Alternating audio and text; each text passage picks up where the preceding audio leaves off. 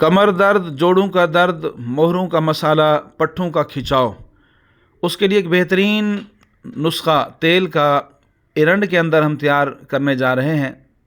ایرنڈ کا تیل، ایرنڈ کے پتے، تلوں کا تیل، یہ ایک جزو اعظم ہے۔ اس میں تلوں کا تیل ڈالیں پہلے کڑھائی کے اندر 100 گرام اس کے اندر ڈالیں کسٹرائل، 2 چمچ باریک سنڈ، 2 چمچ باریک اجوائن، اور تقریباً 6 سے 7 جوئے لہسن کے، دیسی لہسن اس میں ڈالنا ہے، اور اسے تیل کو آگ پر چڑھا دیں۔ جب تھوڑا سا گرم ہونے لگ جائے تو تمام ادویات اس کے اندر شامل کر دیں، اور اسے بالکل دھیمی آگ کے اوپر پکائیں، اور ایک پتا ایرنڈ کا اس کے چھوٹے چھوٹے ٹکڑے کر کے وہ بھی اس کے اندر شامل کر لیں۔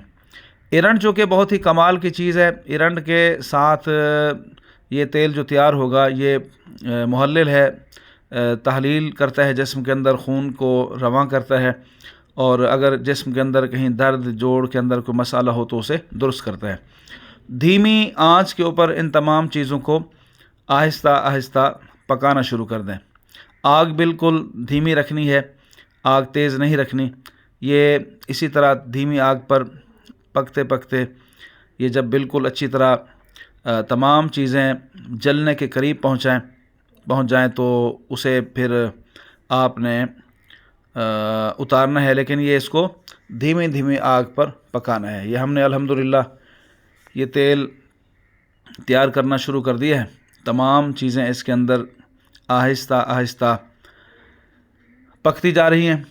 آخر میں جب ہم دیکھیں گے کہ یہ تمام چیزیں پک چکی ہیں اور اکثر چیزوں کا اثر اس کے اندر شامل ہو چکا ہے، تو اس میں 1 چمچ سے 1.5 چمچ ہلدی باریک پسی ہوئی ہم نے ڈالنی ہے۔ لیکن اس میں ایک خیال یہ کرنا ہے کہ ہلدی خالص ہونی چاہیے۔ بہتر یہ ہے کہ ہلدی کی گانٹھ خود لے کر اسے اچھی طرح کوٹ کر اس کو اندر شامل کریں، اور بازار سے جو ہلدی ملتی ہے وہ نہیں لینی چاہیے۔ ہاں، اگر کہیں سے معتبر کسی ساتھی سے مل جاتی ہے تو وہ ڈال سکتے ہیں، ورنہ بہتر یہ ہے کہ خود اس کو باریک کر کے ڈالیں۔ تو یہ دھیمی آنچ پر پکتے پکتے بالکل تمام چیزیں اس کے اندر حل ہو جائیں گی۔ اسے چھانیں اور استعمال کریں۔ طریقہ استعمال یہ ہے کہ تھوڑا سا تیل لیں اور اسے درد والی جگہ پر اچھی طرح مالش کریں، گرم کپڑا باندھ دیں، اور رات کو سوتے وقت خاص طور پر اسے نیم گرم مالش کرنا چاہیے۔ صبح جب اٹھیں گے تو یہ درد والی جگہ پر جہاں پر آپ مالش کریں گے وہاں پر پسینہ آ چکا ہوگا، تو پسینہ کپڑے کے اندر ہی صاف کرنا ہے، اسے ہوا نہیں لگنے دیں۔